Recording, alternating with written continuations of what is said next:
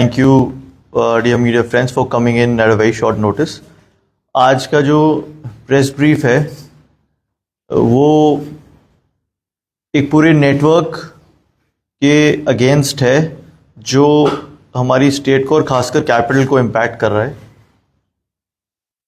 आप सभी ने काफ़ी अच्छे से फॉलो किया जो हमारे एक्शंस रहे हैं यूटीए के अगेंस्ट, उनके जो भी पॉलिसीज़ हैं, जो भी उनके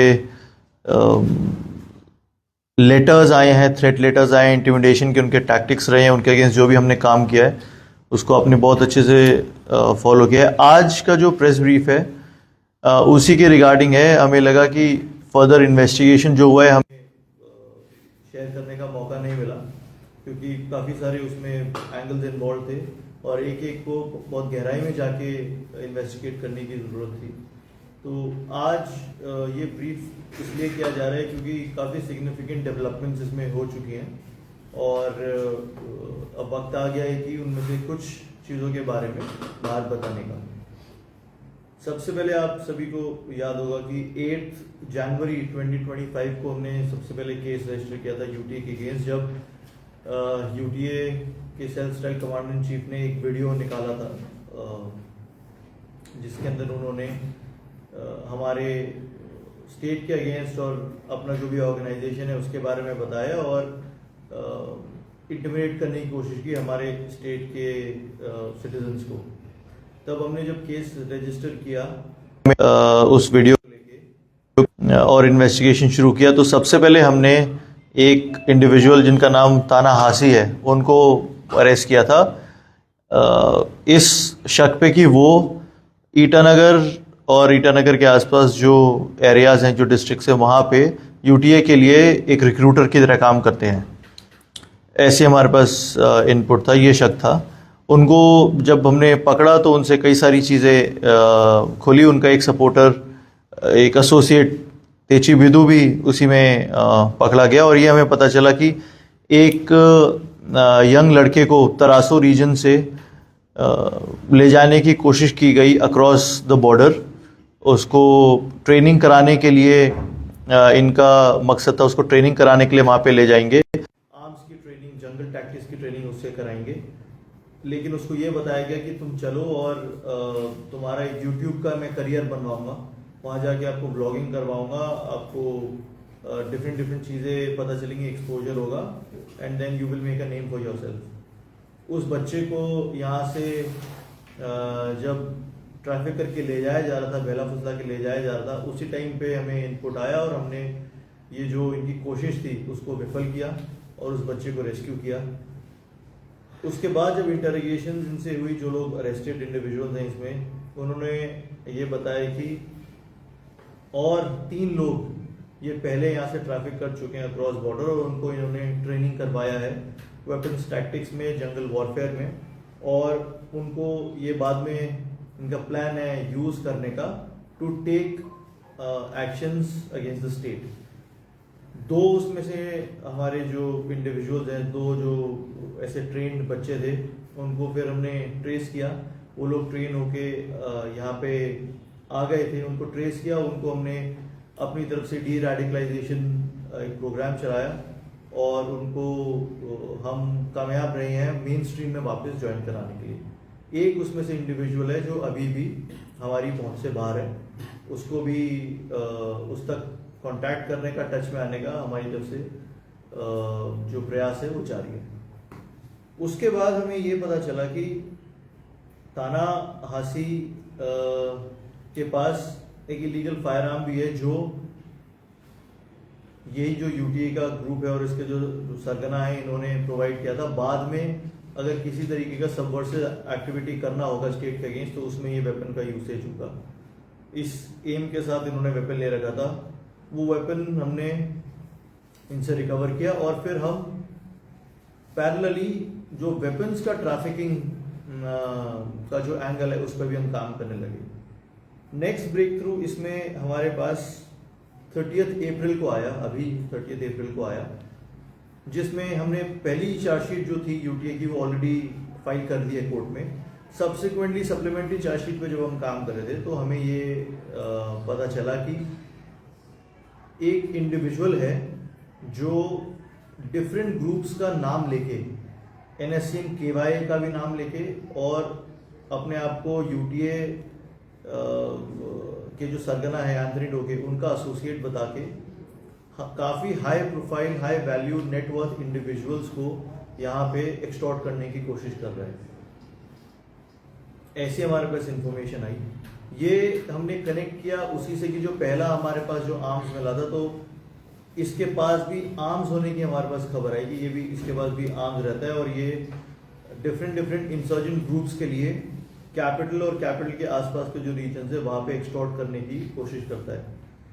तो इसी संदर्भ में हमने बीरो गुमजा तामिन नाम के एक शख्स को पहले अप्रहेंड किया, इंटरोगेशन किया, हमें कुछ एविडेंसेस सामने आए जिसके बेसिस पे उसको अरेस्ट किया। डायरेक्ट लिंकेज, उसका प्राइमरी लिंकेज एक सेल्फ स्टाइल्ड NSCN KY के कमांडर के साथ है जो इंडियन और म्यांमारीज टेरिटरी में इन एंड आउट करता है। इसका लिंकेज एंथनी डोके से भी बताया जा रहा है, वो सामने आ रहा है, उसको अभी हम और परस्यू कर रहे हैं। इससे एक आर्म्स की रिकवरी हुई, इलीगल आर्म्स की, फॉरेन मेड वेपन है उसकी रिकवरी हुई और फिर फर्दर इंटरोगेशन के बाद पता चला कि 2 और वेपन्स ये अपने ही जो इंसर्जेंट हैंडलर हैं उनके थ्रू ये लेके आया और यहाँ पे डिफरेंट इंडिविजुअल्स को इसने बेचा है उस आर्म्स ट्रैफिकिंग के नेटवर्क में। तो वो 2 आर्म्स की भी हमने रिकवरी की और एक और शख्स ताबा नुगनू करके उनको भी इस लार्जर आर्म्स ट्रैफिकिंग के एंगल में अरेस्ट किया गया। जब हम ये आर्म्स ट्रैफिकिंग को एक्सप्लोर कर रहे थे तो एक जो तीसरा एंगल है नारकोटिक्स ट्रैफिकिंग का वो भी हमारे पास सामने आया। वो ये आया कि एक की इंडिविजुअल है जो इस आर्म्स ट्रैफिकिंग के पूरे सर्कल में एक कनेक्टर की तरह काम करता है कि सप्लायर्स को रिसीवर्स के साथ मिलवाता है। उसका नाम पहले भी चिंपू PS में एक केस शुरू हुआ था नारकोटिक्स ट्रैफिकिंग का, जो मणिपुर बेस्ड ट्रैफिकर्स से नारकोटिक्स का सामान लेके आता है और यहाँ पे सेल करता है। उस वाले केस में भी उसकी अभी हमें तलाश जा रही थी और अब आर्म्स एक्ट के जो हमने आर्म्स एक्ट और ऑर्गेनाइज्ड क्राइम का एक केस रजिस्टर किया है चिंपू PS में जिसके अंदर ये सारा आर्म्स ट्रैफिकिंग का रिंग खुला है, उसमें भी अब एज अ कनेक्टर उसकी बात सामने आई है। तो वो एक शख्स है, वो अभी हमारे रडार पे है। तो ओवरऑल हमें ये अब समझ आ रहा है, हमें पता पहले से था बट अब एविडेंसेस इसमें सामने आ रहे हैं कि जो पूरा ऑर्गेनाइज क्राइम का जो सिंडिकेट है जिसके अंदर जो शुरुआत होती है from cross border militancy initiative, उससे आर्म्स ट्रैफिकिंग और आर्म्स ट्रैफिकिंग में जो लोग इन्वॉल्व हैं उनका नारकोटिक्स ट्रैफिकिंग में भी इन्वॉल्वमेंट होना, इसके लिए अब हमारे पास एविडेंसेस आ रहे हैं। तो we are not seeing each type of organise crime as an individual crime. अब से हमारा यही सोच है और यही मोटिव है और अब से काम हम यही करेंगे कि इन सब ऑर्गेनाइज क्राइम्स को एक साथ देखेंगे। 2 स्पेशलाइज्ड टीम्स, एक SDPO केंगो दिलची साहब के अंडर और एक DYSP हेडक्वार्टर्स चमरा करुण साहब के अंडर क्रिएट की गई हैं, जो इन सारे नेटवर्क्स को एक साथ देखेंगे और एक कॉमन कंक्लूजन पे आएंगे। इस पूरे तहकीकात में अब तक हमने 4 लोग अरेस्ट किए हैं, 4 हमारे इलीगल वेपन्स भी रिकवर्ड हैं और 4.5 लाख के आसपास कैश अमाउंट भी हमने सीज किया है।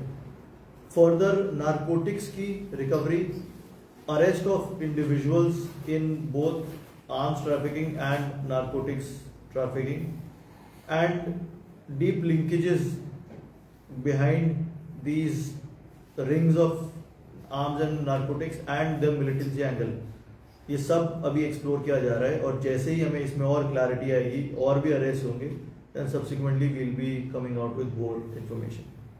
Thank you so much. Now we will put to questions if any.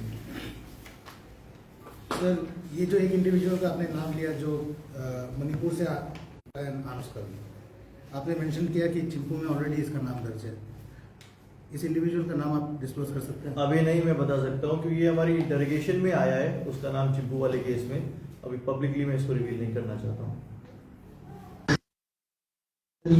आपने 4 जिनको भी अरेस्ट किया है, ये कितना स्ट्रॉन्ग लिंक है यूपीए से? आपने ये भी बताया कि 4 आर्म्स रिकवर किया है, और आर्म्स किस तरह का डिस्क्रिप्शन आप देख रहे हैं कि राइट या राइट जो 4 लोग हैं उसके अंदर 2 लोग ऐसे हैं जिनका डायरेक्ट लिंकेज है यूटीए से। फर्स्ट 2 उनमें से ये दोनों हैं जो क्रॉस बॉर्डर भी गए हैं, मिलके भी आए हैं।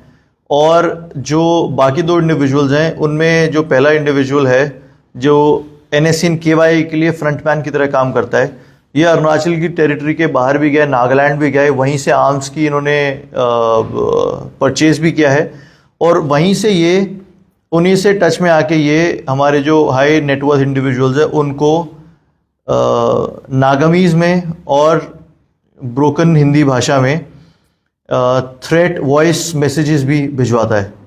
और जो चौथा इंडिविजुअल है वो as a buyer of arms है, बट ही न्यू कि ये आर्म्स हैं ये फ्रॉम द मिलिटेंसी नेटवर्क आए हैं यहाँ पे, और एज अ सेफ कीपिंग की तरह इसने अपने पास रखा था कि अगर फर्दर इसको किसी एक्ट में यूसेज करना होगा then I will be ready for that.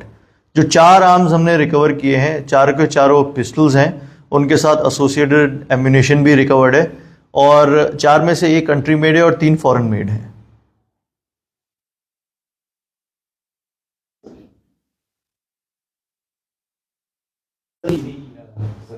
News file यहाँ पे ये कहा जाता है कि विमेन वो को रिक्रूट करने के लिए अटेम्प्ट किया जाता है। दैट्स ट्रू कि वुमेन रिक्रूट्स को भी बहलाने फुसलाने की कोशिश की गई है, और ऐसी हमारे पास खबर आई है कि कुछ फीमेल्स भी हैं जो क्रॉस बॉर्डर गई हैं, वहाँ पे ट्रेन भी हो रही हैं, बट उसके लिए स्पेसिफिक एविडेंसेस अभी हमारे पास नहीं है, तो मैं उसको सब्सटैंटिएट नहीं कर पाऊंगा। Thank you.